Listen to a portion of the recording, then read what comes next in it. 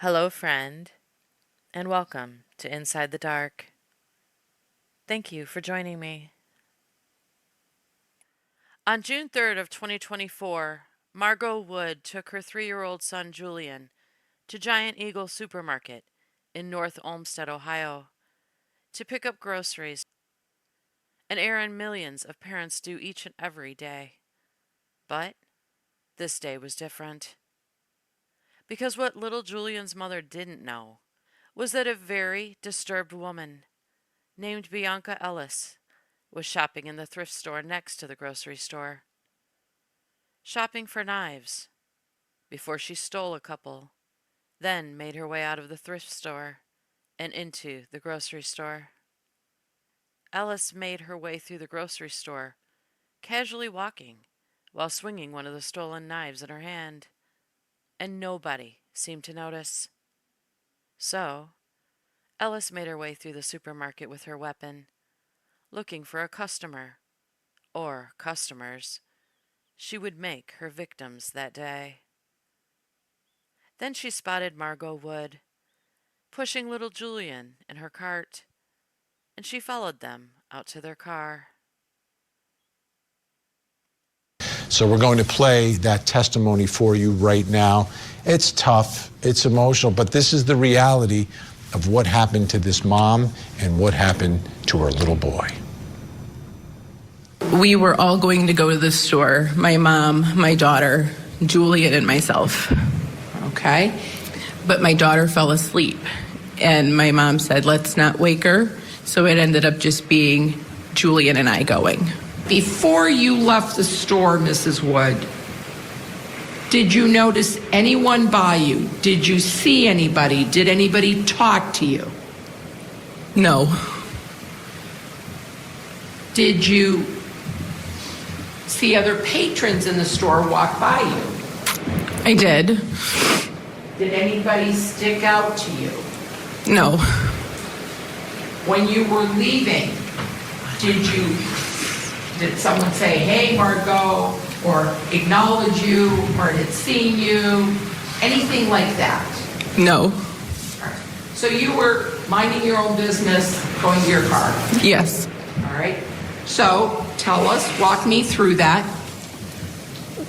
So you went down the aisle that your car was parked? I did. Okay.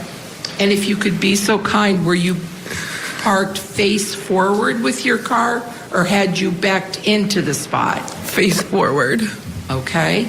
And so at any time before you got to your car, did you notice anything? No. All right. So once you got to your car, what's the first thing you did? Sorry. Just take your time. I went to open my trunk. Okay.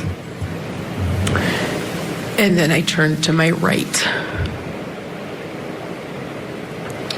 And I saw her coming towards us. When you say her, who we've come to know that is? Bianca Ellis. We're going to stipulate, Mr. Mack, that Mr.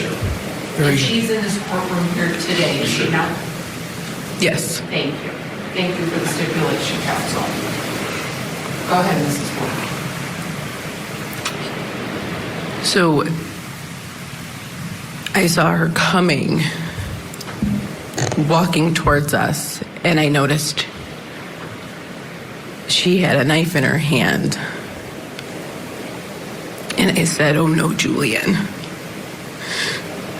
So I had the car, I stood in front of the end of the cart, and I was trying to push him back he was still sitting in the cart.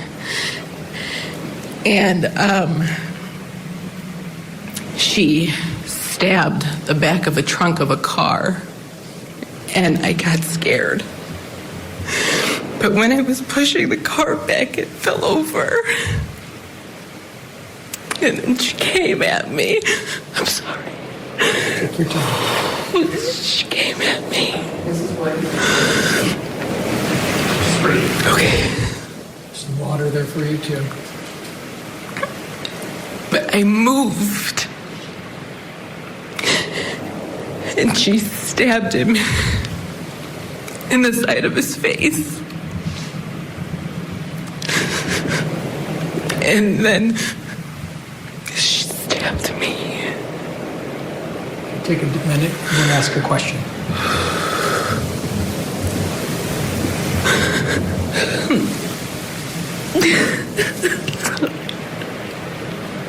Some Kleenex to the left of you if you need a minute.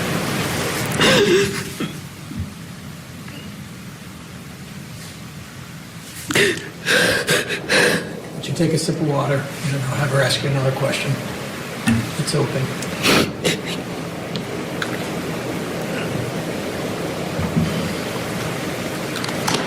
Ms. Frawley? Yes, Your Honor. Thank you. So, Miss Wood, when she stabbed you, what did you do or what did you say? Didn't say anything. I was just. I couldn't believe this was happening. It was so fast. I was just trying to, so she wouldn't hurt it. And what happened next? And then she stood up and stabbed him in the back.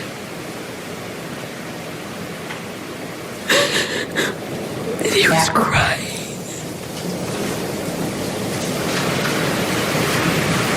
He was crying.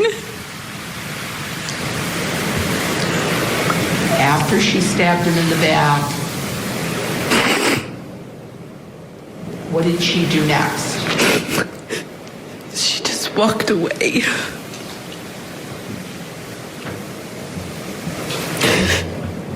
Like nothing. She just walked away. And, ma'am, what did you do? I went to go grab him out of the cart. Because he was on his side, and I went to go and I held him. And I just felt blood on my hands.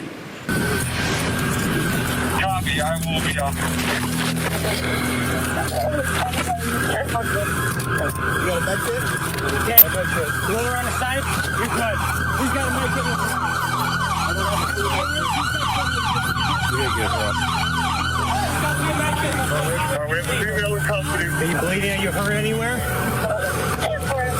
Yeah, hold you up, okay? Grab your other arm. 11, do you have someone there with you? We're going to lift you up, okay? Stand up, okay? 1, 2, 3, stand up. Stand up. Come on. Come around. 14. Mark it back this way. 52 LO3, I got 3 units. 1719 myself. At Tried Eagle. In the parking lot. Third aisle. If you got EMS coming. Pulling up now. Squad's pulling up now. Take place out here. Right there. Literally right here. Margot and Julian were rushed to the hospital after the brutal attack, where 3-year-old Julian was pronounced deceased from his injuries. Ellis was charged with 9 counts, including aggravated murder, felonious assault, child endangering, and aggravated theft. And after pleading insanity during her trial, a plea the jury rejected, she was found guilty on all charges. In October of 2025, she was sentenced to life in prison without the possibility of parole. Julian's parents spoke during the sentencing and shared their special memories of Julian before evil came and took him away from them. In an instant, in the parking lot of a grocery store in Olmsted, Ohio. I am here today to speak on behalf of my son Julian Miles Wood, who is no longer here to speak for himself, and I am thankful for you to be giving me this opportunity to do so. It's hard to know where to start when talking about him. So I guess I'll start with letting you know that our family is no stranger to the struggles of cognitive or behavioral differences. Our oldest child has autism.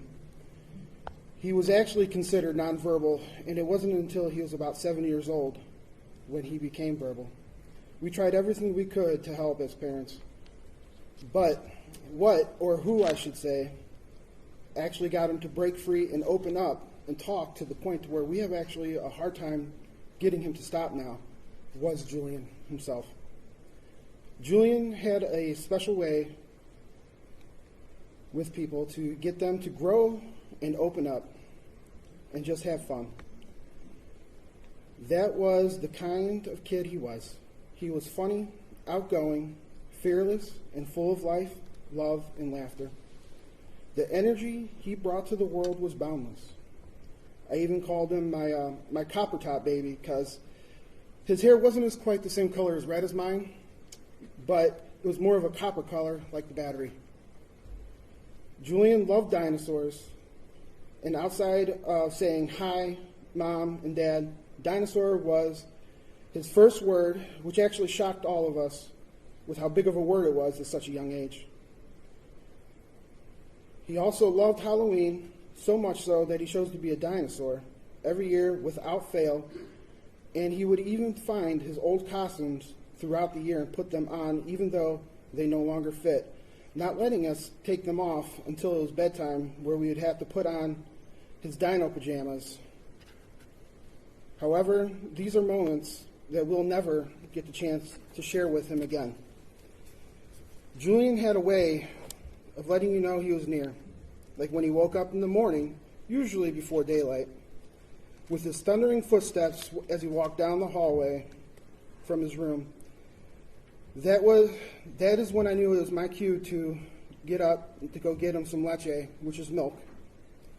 Another way Julian made his presence known was by taking his brother's toys and running around laughing because he knew he couldn't catch them, and it was funny to take big brother's things, which unknowingly helped his brother find his voice and start speaking up for himself.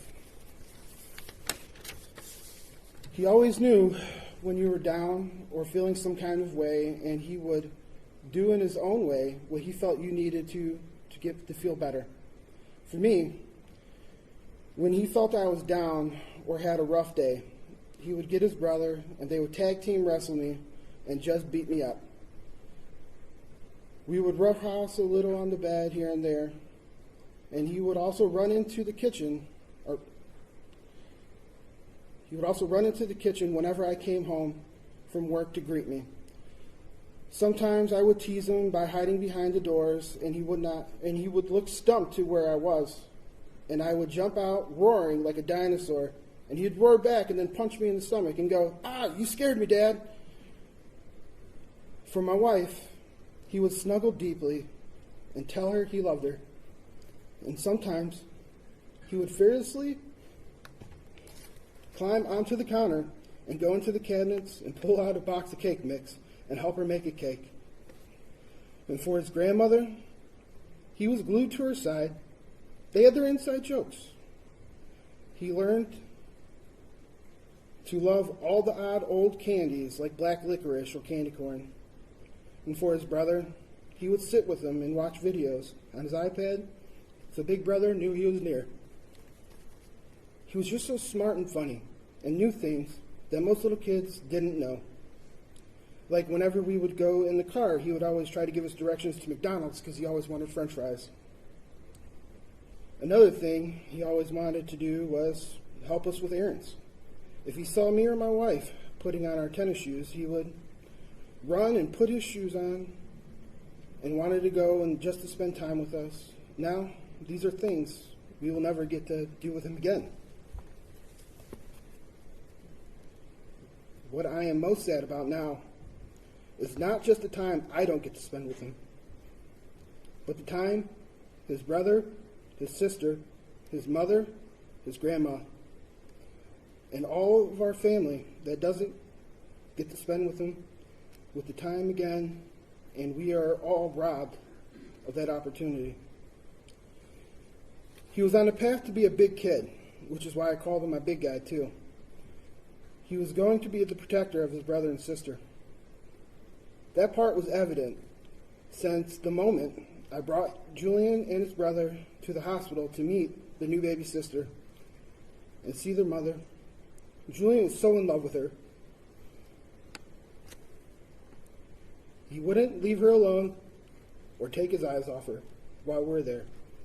And he even tried feeding her while she laid in the crib sleeping. His sister won't get to know the amount of love he had for her other than from what we tell her. She didn't even get a full 2 months with him before he was taken from us. When we had our daughter, I finally felt I had a full life. I had everything I ever wanted. A beautiful, loving wife, 2 sons and a daughter. It didn't even last all 2 months before that monster took him from us. Now all of our hearts will forever be missing a piece, and it's up to all of us to keep his light shining, even though his star is gone. With that, I would like to thank you for taking the time to hear me out and speak about our son and what he was able to give this world in such a short time. And thank you again to the prosecution, Anna and Jillian, for fighting so hard for our boy and my wife. And thanks to the jury for getting it right. And thank you to the North Olmsted Police Department for all the work you guys did with helping on that day. And to the community for the continued support. We will be forever grateful.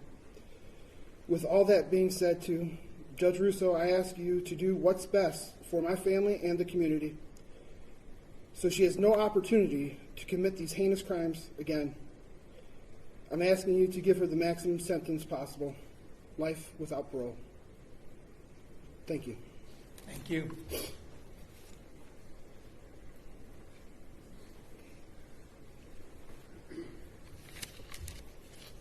Good morning.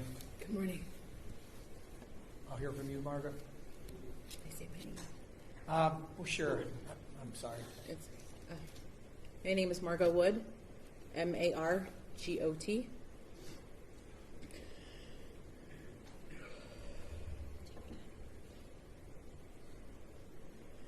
I watched my son take his first breaths when he was born, and I watched him take his last in my arms, covered in his blood.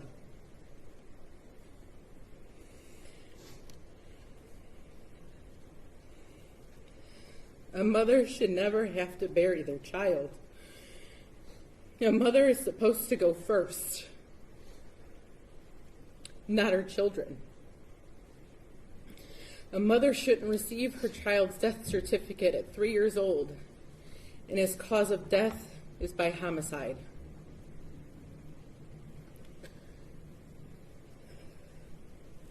That woman murdering my son replays in my head every single day.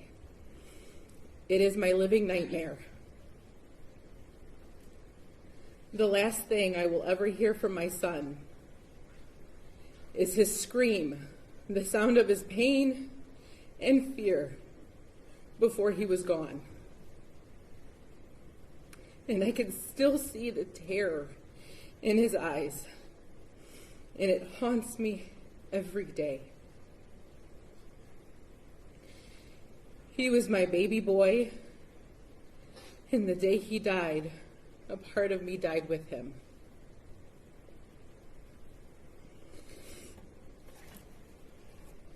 My older son has autism. He doesn't fully understand why his little brother, his best friend, isn't here anymore.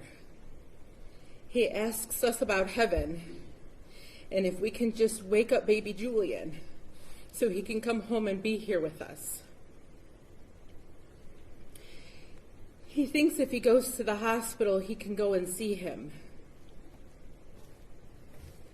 When his dad goes to run an errand or leaves for work, My son worries that he won't come home. I have to call my husband on video chat so he can make sure his dad isn't dead. The days Jared and I were here for trial, he thought we both died. So my aunt and my mom had to reassure him that we were okay and we would be home later. When his friends or teachers at school are absent due to being sick or having appointments, when they come back, he runs to them and gives them a big hug and yells, "You're alive."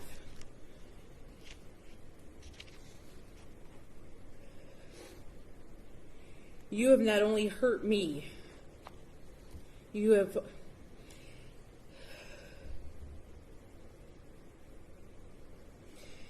not only taken away my youngest son, you have caused trauma to my other children.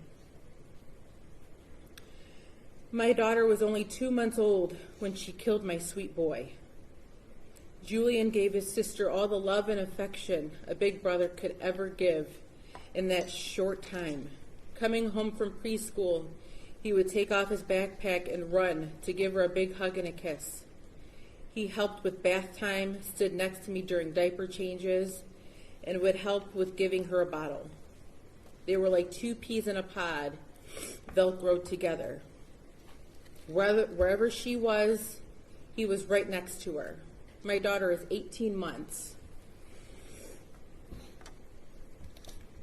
And now she only knows going to the cemetery to see her brother. She will never get another hug, a kiss, or a cuddle from her older brother. He is now just her guardian angel. She will never know how much he loved her and how happy he was to see her when she was born. Only the stories that we tell her.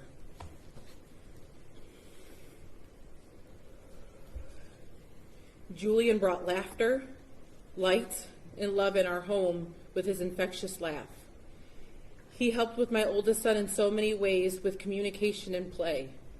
Our home isn't as loud and chaotic anymore, not the way it used to be. There's no one playing with dinosaurs and chasing around his big brother with them. My boys aren't wrestling in the living room and dancing to the Minions movies.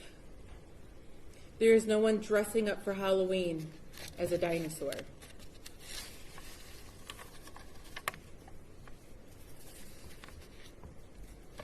My son would have been 5 in 2 days. She took that from us. She took birthdays, holidays, milestones, graduations, seeing what kind of man he would have turned into. No grandchildren, no nieces or nephews for his siblings.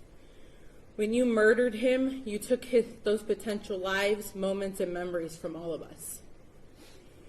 If I want my family to be whole, we have to go to the cemetery where all of my children can be together.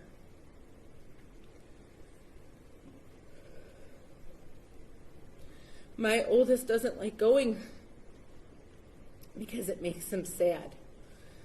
Now when I take pictures of my son, it's just his name on a wall, surrounded by flowers and dinosaurs that people leave him.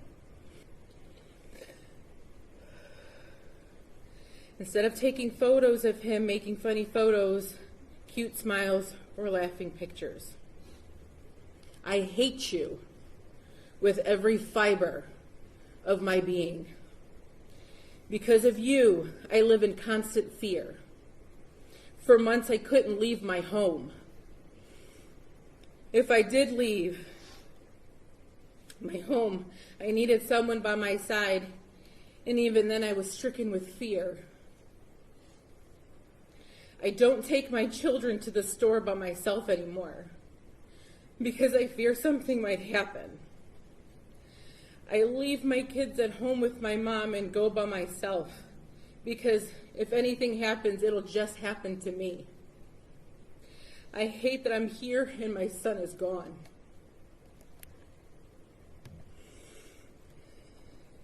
Just because you have a mental illness doesn't mean you can use that to justify you murdering my son. What you did was unforgivable, and it can never be taken back. You deserve to go to jail for the rest of your life, so you can't hurt anyone else. You don't deserve a second chance. You don't deserve mercy. You didn't give my son any. You belong in prison where there is no chance of you getting out. The jury got it right. When they read the verdict that you were guilty on all counts, it felt like the first time I could actually breathe in the last 499 days. Because I knew in my heart that you were going exactly where you need to be, in prison. You don't deserve the luxury of a mental facility where you can earn privileges and possibly be released back into the world. That's too good for you. The world is safer with you behind bars. Judge Russo, I urge you to give her the maximum penalty without parole, so she has no chance of hurting another innocent soul like my sweet baby boy Julian. Thank you. Thank you for joining me for this episode of Inside the Dark. Take care, and don't forget to like this video and subscribe to my channel, where I'll be waiting to take you back inside the dark.